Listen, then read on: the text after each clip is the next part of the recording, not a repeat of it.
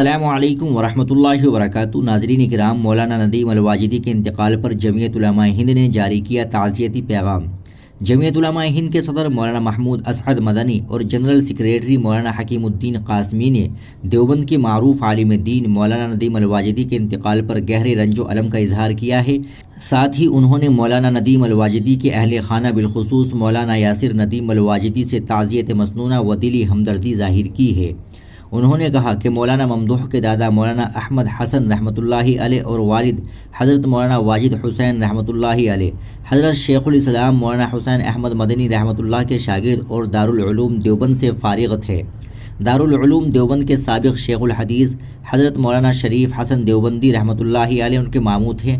انہوں نے اپنے بزرگوں کی علمی میراث کو آگے بڑھانے کی ہر ممکن جد و جہد کی۔ انہوں نے نہ صرف دیوبند کی عظیم روایت کا سلسلہ آگے بڑھایا بلکہ اسلامی تعلیمات اور تصنیف و تعریف کے میدان میں گراں قدر خدمات انجام دی۔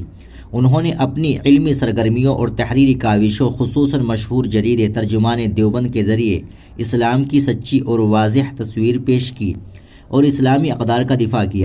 اس ضمن میں امام غزالی رحمۃ اللہ علیہ کی کتاب احیاء العلوم کے ترجمے جیسی قیمتی کاوشیں ہمیشہ یاد رکھی جائے گی۔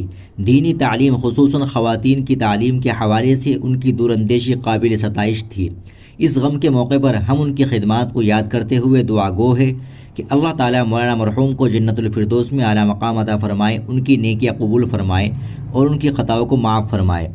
صدر جمعیت علماء ہند اور ناظم عمومی نے اس موقع پر سبھی احباب و متعلقین سے مولانا مرحوم کے لیے دعائے مغفرت اور ایصال ثواب کی اپیل کی ہے۔ دریا اثنا بعد نماز ظہر دفتر جمعیت علماء ہند میں ان کے لیے ایصال ثواب کا اہتمام کیا گیا۔